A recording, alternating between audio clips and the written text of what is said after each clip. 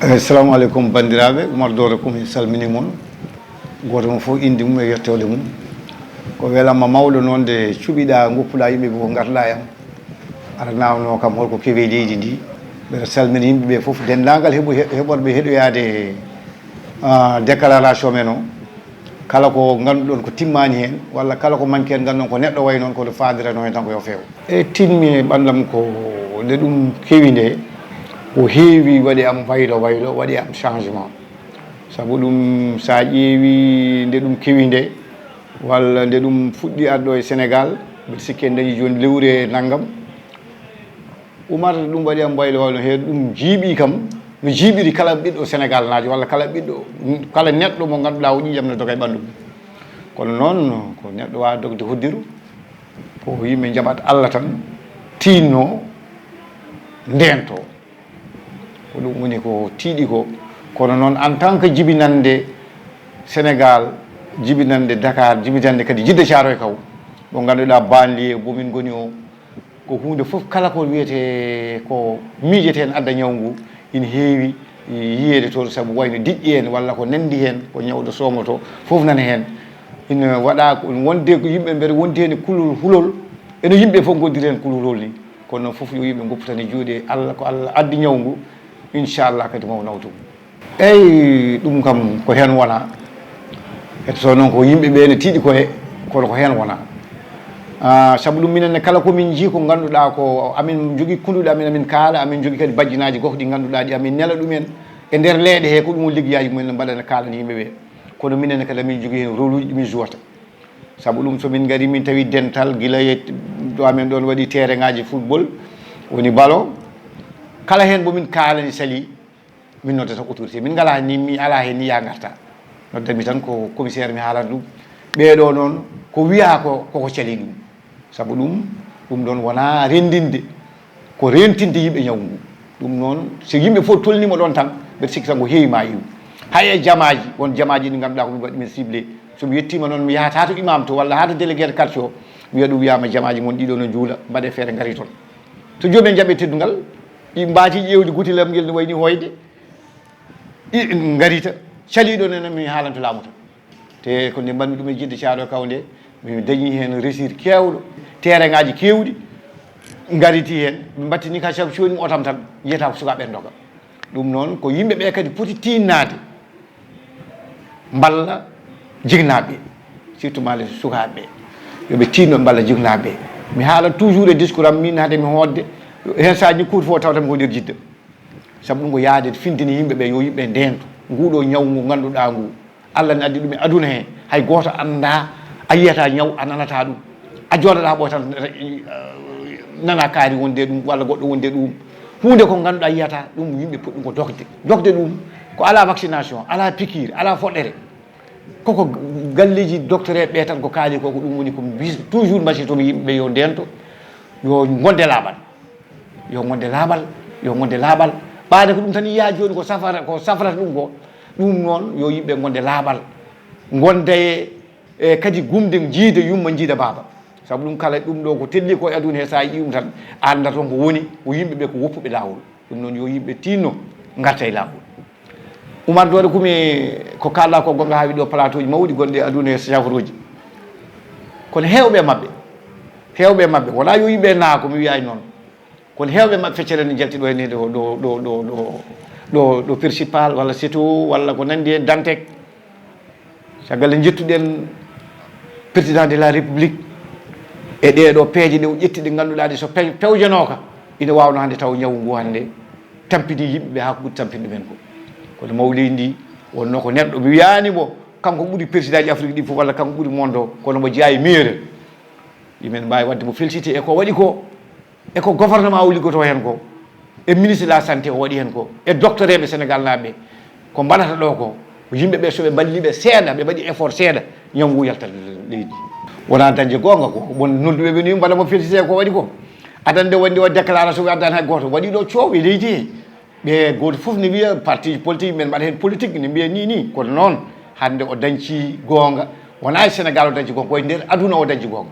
sabu ɗum sa ƴeewi leyɗele ƴettoynoɓe yimɓe mumen gartirɓe ko ɓen ɓuuri hande jogade probléme kanko e gandal makko e nundal makko e teyre makko o wi ɓen yo keddo e yamirol leydi ndi maw haalde président leydi ndi walla maw haalde gouvernement mumen kala ko foti waɗede hen ma waɗe mbeɗa sikki tan Oumar Dore Coumine ɗon wonko yino ɗon ko ganduɗa heeɓa yiyani hande Allah waɗi mumen sutur wawno ɓen so gari gaddora ñawuji ha ɓuura ɗo tolniɗen ɗo hande kono ɓen min mi heeɗi mabɓe kaala e radio ji aɓe jetta gouvernement o aɓe jetta Macky Sall te Allah walli hewɓe mabɓe mi wiyani Sine kono hewɓe mabɓe kam Sine to wullano to kam mbeɗa sono waɗi kaani en tinani ɗum ko leyɗele goɗɗe ɗe ganduɗa ɗe toon kawuji ɗi ɓuuri hewde kono noon so addoyno ɓen hande no wawi tawa hande eɗen diwti hande e ɗo ɗo jaareɗen e bilaji kalteɗi e leydi he ɗum noon ko yettude ɗon Macky Sall anda kadi o dañi ndam o dañci kadi ndamuji ɗi o ɓuuranno dañji ɗin fof oɗo ndam ɓuuri mawnude eyyi ko fitina saabu ɗum Sénégal naaɓe aɗa andi kamɓe yimɓeɓe wona yimɓe fof jogui sécouru won hen ɓe ganduɗa ɓe ko ma dawa mbaɗa gorgorlu ne daña ko tottoye sukaɓe mumen ɗum waɗi neɗɗo tan wiya ɗum jooɗo kadi yo taw wonko tottuɗa ɗum yo taw wonko jooɗude ɗum kam ko gonga kono noon saɗa yiiɗi o kadi o tawata selli saɗa yiiɗo dépasse yo tawata selli sa talani sa sellani a talata dépasse kono ɗum fof e waade noon yo yimɓe gartir hakkillaji mumen ɗo ɗo kaltaɗo gonga marché kewɗani uddama marché central au poisson uddaka kono noon ne jogui aire mo udditta ene jogui aire mo uddata te hande directeur o waɗi ɗon ete erago kala neɗɗo ala max natta marché ɗe ɗum noon fof koye peeje ɗe ganduɗa ɗe yimɓe poddi ɗo rentade min marché ɗo gonmi ɗo ɗon joɗɗen hande eɗen kaala marché syndicat piyeɗi minen à partir de 5 heures hay goto ko yimɓe fof jahata normalement oɗo heure ni foti ko tawde komin jalti marché ɗe ɗum ko maire o ƴetti o natete nawi to préfet kañum tellini ɗum nan ɗo e marché he à partir de 7 heures marché ɗo yo uddit ko wona ɗum ko heccanki service d'hygiène ko ɗo ñelle marché joni kiide fof ɓe garat ɓe pompa marché ɗe ɗum noon kam amin noon kala te marché ɗe sa tourniɗo gauche à droite kala tinɗa ma taw ɗon waɗa bidon e sabune ɗe ganduɗa ɗe yimɓe cooda e mesure uji e ganduɗa e ɗiɗo gel uji ɗe ganduɗa so yimɓe so gayni ne kutoro ɗum hen ɓaade yimɓe gandana ɗum kam goɗɗum ko ɗum tan jogini ɗum noon yimɓeɓe no poti tinnade mbaɗa ɗum respect yimɓeɓe noon ko tampuɓe Sénégal naaɓe koma dawa nde dépasse yalta Oumar Dore en ma dawa ne lijjitoye nde ɗum ala so wiyama jooɗo galle mumen tan haydara tottaka ɗum noon ne ɗesi wawi addude fitina ɗum noon yo Allah wallu men tan affaire nde wasa woɗɗoyde ndiwen ñaw ngu ko ɓuuri yawde effectivement aɗa andi président de la république kam waɗi ko foti wadde ko te nde o totti nde ko totti ko waɗi dégagé yo yaltu ko o wiyani yo yimɓe mbiya o wiyani oɗo kulol APR o wiyani oɗo kulol bulo o wiyani oɗo o wi ko population o jeeyi ɗum no mbeɗa sikki tan neɗɗo so miijima président woƴ ɗon ko sa tottama aɗa foti tellinde base ɗo foti yottade o min kala hen kola kalanmamin ko dokkatmamin ko yeruji aɗa andi ɗomin goni ɗo enne oɗo commune mo gonɗen ha yetti jidde caaroye kaw ha Pikine Ouest ha no wiyetno boom ha guinaworaji ɗi foof ko Pikine ko commune Dagoudane sous préfet goto arti ɗum woni 7 commune 7 commune o ina waɗi PDS manen ina waɗi APR manen kono minen ɗo kalden mamin ɗo hande jidde caaroye kaw ha joni montade comité te pourtant 6 o fof monti te 6 montuɗo jara ko hen jeeya ko PDS mal Ablaye Diop guinaworaji ko PDS gonɗo Thiaron Sourmere ko PDS ɓen fof foyde route mo ganduɗa o aɗa andi ballal ngal yaadi koye foyde route mo ganduɗa o so ari ardato ɗum ko préfet tellina e maire e yantay neɗɗo kala responsable walla hayso wona responsable kala délégué nodde délégué de quartier bajjinaji gooko e ardiɓe ASC goto foof nodde jeeye commission tawi député no woni e on commune nodde minen grand men surprise Cheikh Dieng Sali te ɓuurani jara nodde ko foof en préfet aɗi waɗi wallide kala ko waɗani noon en waɗani on transparence préfet waɗoyta toon wallide kanko waɗi comité makko o monti comité makko kanko Cheikh Dieng ɗo yimɓe waɗɓe mbo fawɗa ɗo wi ko ɓen jahata o noddani bajinaji gooko o noddani imamuji o noddani chef de quartier ji o noddani bajinaji gooko préfet wi yahata ɗum saabu affaire nde wona makkide yaltiri kalis o nde wiyani ko oɗo parti je sino ko parti ko witata APR o ko yo telɗo e base ko ɗum woni jiɗmi haalandema ko woni hen mi wonnode miijo ko makki mairie ji kewɗi noon no mbaɗi comprendre ko haala ko koɗo mbaɗon Cheikh Dieng waɗa ɗum comprendre hande kala commune mo jaaɗa nen liggo e base foyi cotta ɗi pour no festiri délégué quartier ɗi e extra joni natti tan délégué quartier mbiya ko yimɓe fof kala poɗɗo hen wadde joguiɗen gueɗal yo totte yo naat ɗum noon so yimɓe gabbimo e oɗon fannu e sikkam tan wayata no wayanno ma yetto ɗo foti yettade ɗo kono jidde caaroye kam so rena ko noon wayat jidde caaroye kam ɗumin goni ɗo ha joni mbima minen comité amen monta te préfet ko en tant que o noddani les grands responsables li imamuji e ɗum ɗo je bajjinaji ko hen yahata to kañum wi fawi ko sunni koye kayit ɗum noon minen kam amin gone on donka sigi min jetta Allah min jetta maire de la ville de Pikine woni Ablaye Timbo o waɗi hen gueɗe baɗɗe fayida kono noon ɓa tan ko wiyete noon ko yo maire yo totte kanko hanki ko fuɗɗi tottude maire uji hande kala maire hande heeɓi quota mum e ville de Pikine mi wiyani ko état ko de Ablaye Timbo yaltini 260 et quelques millions soodi ɗum maaro e diwlin e caabuni e kala nécessaire ko yadata hen fecci ɗum commune aji ɗi joni noon est ce que commune aji ɗi berandi kam ma woni dewni lawol kono commune amen kam remtawol on kam ƴetti maaro mum ɗeɗo balle fof na ruujan nawa kono ala bo noddi taw e leader uji he walla imam walla goɗɗo wi ɗum ni ɗum noon so wayi no wayi no sikkirani ina wawi wasde population o kam jidde caaroye kam wasa yiiden koye mumen non minen min paɗani laamu aɗa andi jidde caaroye kaw kam hande sa naati toon hande a wi holko honorable Samba no ligguiɗo o toon welat noon namnade saabu ɗum neɗɗo wawa haalde hoore mum eyi kono beele wonko mbaɗɗa eyi min ko rafi o waɗi on ko mi wawa haalandema ko mbaɗmi hen foti e département de Pikine mi haalani commune de jidde caaroye kaw kalanmami ko département de Pikine min fuɗɗi ƴettuɗo action min gaddorimi koye galleji galle par galle nawde toon balle ko ganduɗa ko ɗum woni ko doctoreɓe ɓe taw jabirno ala galle e jidde caaroye kam mi wiyani foof en de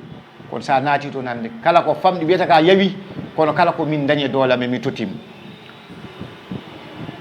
min mbaɗi ɗum e jidde caaroye kaw nde min ummiɗo min paati koye dispensaire uji ɗi jidde caaroye kaw ne jogui 3 dispensaire kala lo ɗum kam sa ƴeewi ɗum e panelaji walla ko nanden saɗa yanimam tottuma ɗum ɗo nawra kala ɗo dispensaire wonno min jottimo ɗon kala galle chrétien ɗo wonno min jottimo ɗon keddorami hande ɗon e jidde caaroye kaw galle goto galle Serigne Touba on ne mi tinani ɗum ko hanki mbaɗa ɗum signal hande min keɓonno yaa toon tawi wonɗum amin jogui haaji goɗɗo kono ɗum foof e waade noon min padani tan e laamu min mi meeɗa ƴettude affaire am pawmi ɗum e coordination de département de Pikine walla e balle ɗum ɗo min no fuɗɗo tan kala ko tawi mi hen mi anda ko ɗum saabu ɗum mbeɗa sekkodiri e population o ɓe ganduɗa ɓe tawimi ɓe pawimi ɗo ganduɗa ɗo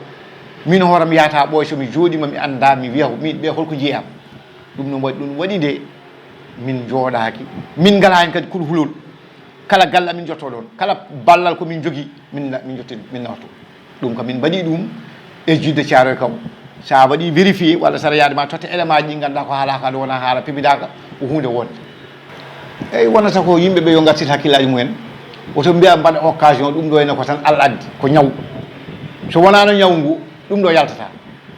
saabu ɗum makkinde tottirta ɗum de parti ɗi fof noddi yimɓe jeeyaɓe Benno Bokk Yakar eɓe jeeyaka e Benno Bokk Yakar yimɓe fof noddi te goto fof nde yalti nde eɗen jeeyama enen fof e téléji he goto fof addi hen ko wi kono welti hen ɗum noon no makki waɗi ni ha yaltini ɗum ɗo min basitomi yimɓeɓe ko yoɓe mbanno wirani yo yetto ɗo foti yettade ɗo yo yetto ɗo foti yettade ko wiyete yimɓe ne mbaɗe mumen tas uji effectivement ina woodi saabu ɗum neɗɗo totte ballal ganduɗa kal fayi koye miskineɓe ɗum koko ɓooye politique yettotako ɗum waɗi hande population ne saɗi leader mo ganduɗa ɓe gomi ɗum waɗi ɗum noon ko yimɓe woni saabu ɗum yimɓeɓe ɓe jii koye mabɓe ɓe gardinani population ɗum mbiyatmi jidde caaroye kaw naɓe mbiɓe yo soto gardino jidda en peccotako sa ardini noon intérêt hoorema tan woni woni ko ɗiyeɗo téléphone nanata min mbastum yimɓe koɓe tottete ko yoɓe mbaɗ feere ɓe jottina base uji ɗi ɓe jottina miskineɓe ɓe wonɓe ganduɗa ɓe yimɓeɓe ko catégorie ji wonɓe ganduɗa ɓe an sa dañi temedere kani heɓ ɗumen temedere probléme min ko ɗum woni ko mbasitomi yimɓeɓe yoɓe jottin ɗo foti yettade ɗo ko ɗum woni ndam Macky Sall ko ɗum woni ndam yimɓeɓe ɓerɗe ɗe laaɓa ɓe ganda ɗum ɗo ko ñaw tan ko Allah addi oto yimɓeɓe mbi no mbaɗa hen profito saabu ɗum so yimɓe mbi no mbaɗa hen profito Ablaye Timbo ko fecci ɗo commune aji ko no wawno wasa wadde ɗum o wawno jooɗa ɗa o yiiɗo équipe omo tottan hoore makko yimɓeɓe kono kay o itti kanko totti yimɓeɓe ko yo jottin base no tottiri yimɓe galla yo yimɓeɓe mbaɗ feere ka enne jottino noon miskineɓe ɓe janggo e janggo Macky Sall soynoto hen yimɓeɓe ko wawa yiide ɗum hen kono noon sa wi leader tan walla sa wi policier tan mbima kala kalɗa ko fewani ɗum ko yimɓe woni yimɓe no yo mbat feere lawƴi ɗum ɗiɗon haaluji bonɗi lawƴi ɗumen e ɓalli mumen he mbawa wadde feere jottina ɗum ko saabu ɗum so Ablaye Timbo addi yaltini 260 et quelques millions pour population département Pikine Ablaye oɗon minen ni yaltinimi heɓani chiffre exact Abdoul Karim Sall yante ko laamu ngu addata ko soɓe ndewni laawol goto fof famdal kono ma wonko meeɗi hen ma diwtu chiffre mo Macky Sall wi o kono noon ko yo rewne laawol min ko ɗum basiyto yimɓeɓe ɓe juuɗe ɓe fawate juuɗe mumen ɓe yoɓe mbat feere ɓe jottina ɗum fodɓe hebde ɓe ko ɗum woni ko basiytomi yimɓe ko yo yimɓe tinno ñaago Allah kadi yo Allah ittan yimɓe nguɗo ñaw yo yimɓe tinno ñaago Allah yo Allah ittan ɗumen nguɗo ñaw woto yimɓe mbat profito e ɗum ɗo he tan ko arata ko yo mbat feere jottin ɗum base Macky waɗi foti wadde ko soɓe bonni noon ko Macky bonnani kadi en bonni koye mabɓe ɗum woni ko jinnomi haalde e oɗon banggue e banggue leader uji ɓe ganduɗa ɓe min mbattat politique hay hanki ari ɗo ene ko yimɓe ɓe ganduɗa ɓe joni hanti no waɗi hay jiɗi cara ko waɗi fedde nde ganduɗa nde ala ko APR jeeya ala ko hanti yimɓe fof jalti intérêt parti hanti gardini intérêt miskineɓe ɓe woni wonɓe base ɓe yimɓe noon so waɗi noon tagi gonga mumen tan fo rewa lawol wasidade yimɓe yoɓe tinno eko galleji docteur ɓe kalata o yoɓe tinno e laaɓal ɓe ƴeewa gel uji ɗiɗo kala mo ala gel nde sabunde kam aɗa wawa tawa jogui sabunde e ndiyam ma lawƴa juuɗe ma kala ɓe mbi ko kala waktu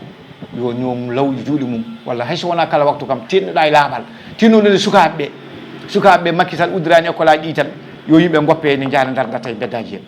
wiya ko yo yimɓeɓe jaggue yo yimɓe ndene ɗum ko jignaɓe jaggata sukaɓe galleji mumen tinno mbaɗa respect ko ministre de la santé haali ko ɗum so yimɓeɓe mbaɗi ɗum Allah ne wawi wadde yimɓe nayi jaam e tengtinde eko couvre fo mbaɗa ɗo yo yimɓe mbaɗ ɗum respect so waɗaka tan janggo ko ɓeydete ɗum noon yo yimɓe mbaɗ respect laamu so rokki hunde aɗa wiya koye laamu gonduɗa walla koye ɗum ɗo neɗɗo yiɗi fof wonda e laamu saabu ɗum laamu ɗum ɗo joni ko mbaɗɗen ɗo ko waɗa ɗo ko so wona laamu hay goto waɗa ɗum wadde ɗum noon yo yimɓe fe mbaɗ feere mbaɗa respect mawɗo hata yaade haɗa fiye ko an fi hoorema sa jaɓi ko wiya ko wiiteɗo tawma galle ma hoto tawma nde dow lewtoma to fima hay goto watta ɗum ɗum noon yo yimɓe tinno ɗum tinno e laaɓal ko ɗum woni ko basiytomi ko mi weltima noon e garagal mum ɗo Oumar Dore Koumi ko jaafoɗon noon haala ka heewi kala ko juumi hen gandon ko neɗɗo tan way noon kono fandare minen tan ko yo feew assalamu aleykum wa rahmatullah